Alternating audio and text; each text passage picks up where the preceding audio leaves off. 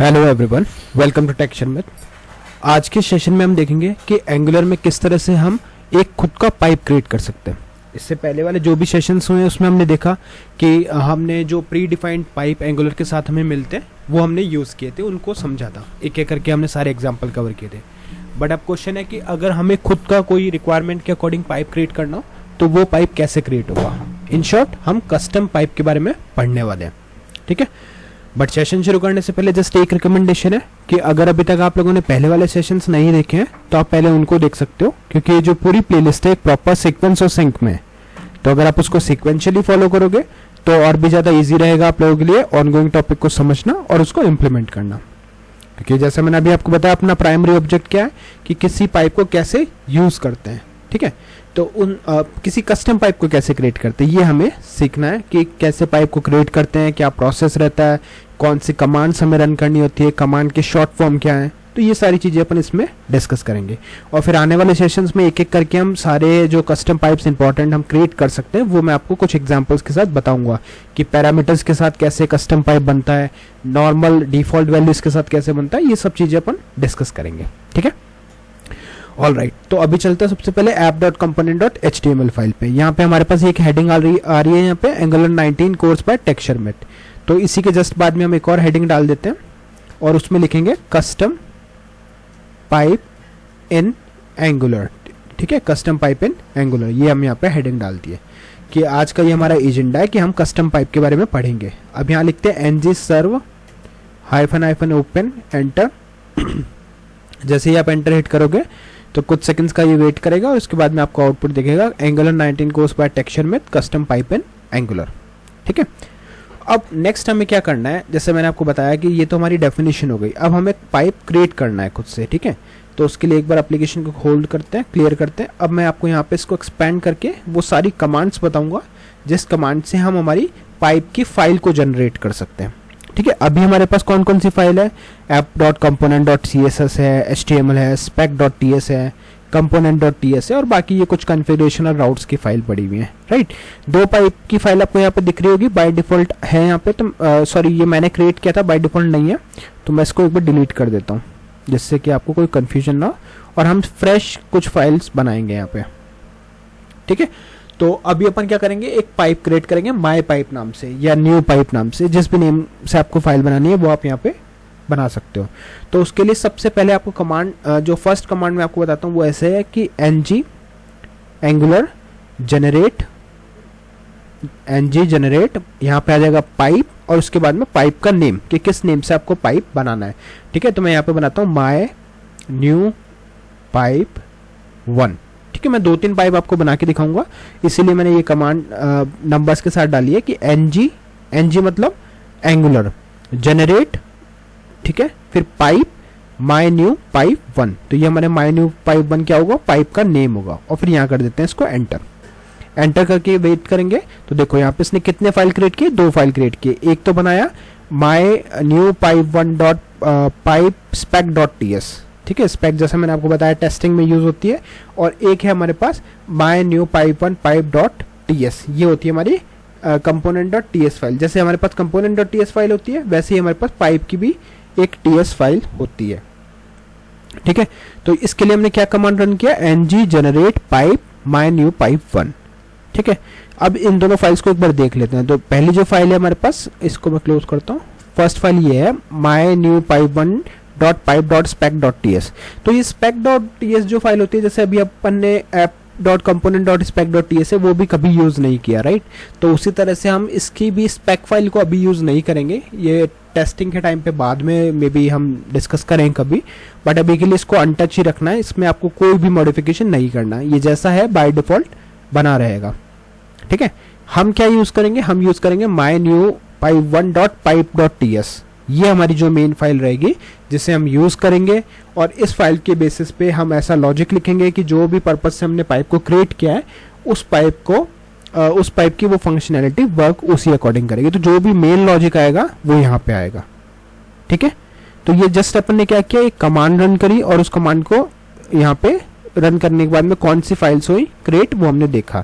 यहाँ पे आप देख रहे हो अभी ये नल रिटर्न कर रहा है। ट्रांसफॉर्म एक फंक्शन है जहाँ पे वैल्यू और एक अननोन डेटा टाइप दिया हुआ है, आर्ग्यूमेंट्स हैं। तो ये सब चीज़ें अपन देखेंगे कि कैसे आर्ग्यूमेंट वर्क करता है, क्या होता है, बट अभी नहीं, अभी हम सिर्फ एक इंट्रोडक्शन पार्ट कवर कर रहे हैं इस सेशन में, जहाँ पे मैं जस्ट आपको कमांड्स बताऊंगा कि कैसे रन होती है।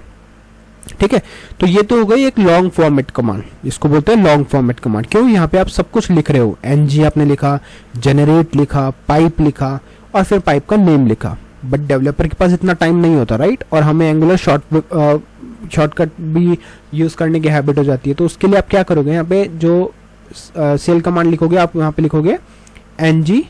ठीक है, मैं एक और नई कमांड लिख रहा हूँ यहाँ पे एनजी जी। अब जनरेट को आप जी से रिप्लेस कर सकते हो, पाइप को पी से, और उसके बाद में आपको पाइप का नेम देना है।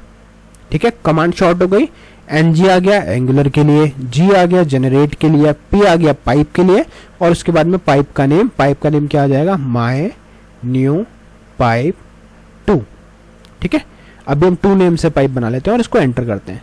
तो अब आप देखोगे सेम कमांड रन हुई बैकएंड पे, 2 फाइल यहाँ पे भी क्रिएट हुई थी, 2 फाइल यहाँ पे भी क्रिएट हुई, और इस बार हमने जो बनाई है वो बनाई है my new pipe 2 dot pipe name से। ठीक है, तो यहाँ पे एक स्पैक डॉट टीएस आ गया और एक यहाँ पे आ गया इसका टीएस फाइल। ठीक है, दोनों कमांड क्लियर है। अब आई एम श्योर आप में से कुछ लोग इसको एग्जाम या इंटरव्यू पर्पज से पढ़ रहे हैं, तो उनके लिए मैं यहाँ पे कमांड लिख भी देता हूँ जिससे कि आप लोग बाद में इसको रेफर कर सको।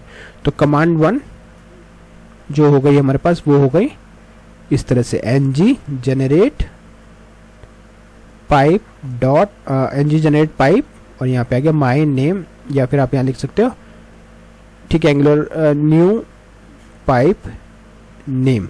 ठीक है, मैंने यहाँ पे शॉर्टकट में लिख दिया न्यू पाइप नेम, जिससे आप समझ जाओगे कि यहाँ पे हमें पाइप का नेम देना है। तो ये तो गई फर्स्ट कमांड, इसको नंबर दे देते हैं। फिर हम बनाएंगे यहाँ पे सेकेंड कमांड, कमांड 2, यहाँ पे कॉलन, और यहाँ लिखेंगे एनजी जनरेट पाइप, और यहाँ आ जाएगा न्यू। ये तो हमने देख लिया। अभी सेकंड कमांड होगी वो शॉर्टकट में होगी, एनजी जी पी, जो पी है वो रिप्रेजेंट कर रहा है पाइप को, और यहाँ आ जाएगा न्यू पाइप नेम। ठीक है, तो ये हो गई हमारी सेकंड कमांड। अब अगर आप चाहो तो इसको रन करके बाद में देख लेना पैराग्राफ में कैसे, अभी एक बार दिखाई देता हूँ। तो एनजी सर्व हाइफन ओपन, ये जस्ट मैंने हेडिंग में इसलिए लिखा है कि आप लोगों को बस एक बार प्रॉपर कमांड स्क्रीनशॉट वगैरह आप ले रहे हो तो यहाँ पे दिख जाए। आप चाहो तो यहाँ BR टैग लगा सकते हो, BR टैग, क्योंकि ये सब मैं गेटहब पे भी डालता हूँ कोड, तो वहाँ से में भी आप लोग डायरेक्टली रेफर कर सकते हो। और इन केस अगर आपको कोई और एक्स्ट्रा इन्फॉर्मेशन चाहिए तो आप मेरे को कमेंट्स के थ्रू भी पूछ सकते हैं, मैं आपको वो प्रोवाइड कर दूंगा। ठीक है, तो ये तो 2 हो गई कमांड। एक और ऑप्शन होता है इसमें जिसमें हम क्या करते हैं, किसी पर्टिकुलर फोल्डर के अंदर पाइप्स क्रिएट करते हैं। वो कैसे होता है वो भी देख लेते हैं। तो उसके लिए जैसे सपोज अभी क्या हो रहा है, हम जो भी पाइप बना रहे हैं वो उन्हीं फाइल्स के साथ में आ रहा है, तो ये थोड़ा सा क्या होता है, कई बार कॉम्प्लेक्स लगता है। क्यों, क्योंकि इस तरह से अगर सब कुछ एक ही जगह पे आ जाएगा तो वो थोड़ा सा कॉम्प्लेक्स हो जाता है मैनेज करने के लिए, राइट। तो इसलिए हम क्या करेंगे, मैं एक बार क्लियर करता हूँ। अब एक कमांड बनाता हूँ आपकी, NG G P for pipe. यहाँ पे आप फोल्डर का नेम दे सकते हैं, जैसे माय पाइप्स, एक फोल्डर ही बना दिया हमने माय पाइप्स नेम से। ठीक है, फिर यहाँ पे देंगे स्लैश, और स्लैश के बाद में उस फाइल पाइप का नेम, तो जैसे मैं लिख देता हूँ पाइप 1। अभी हम ये नेम ले रहे हैं, बट आप मीनिंगफुल नेम लेना जब भी आप बना रहे हो, उससे नेम से ही आपको पता चल जाएगा कि पाइप क्यों बनाया था। वो मैं एग्जांपल्स में बताऊंगा।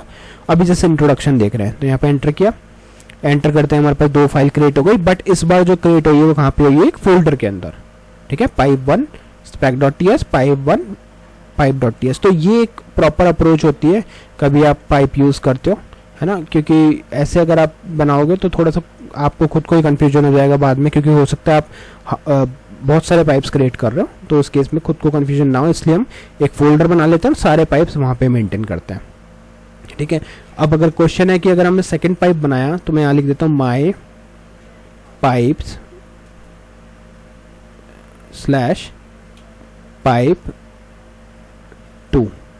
ठीक है, और एंटर कर दिया। तो अब ये वाली फाइल भी बन गई, कहाँ बनी है, माय पाइप्स के अंदर, ये तो देख रहे हो, माय पाइप्स के अंदर pipe 2 dot T S, pipe 2 dot SPAC dot T S. ठीक है, तो ये कमांड क्लियर हो गई आपको। यहाँ पे मैं इसको कॉपी करके इधर लिख देता हूँ, 3 हो गई कमांड 3।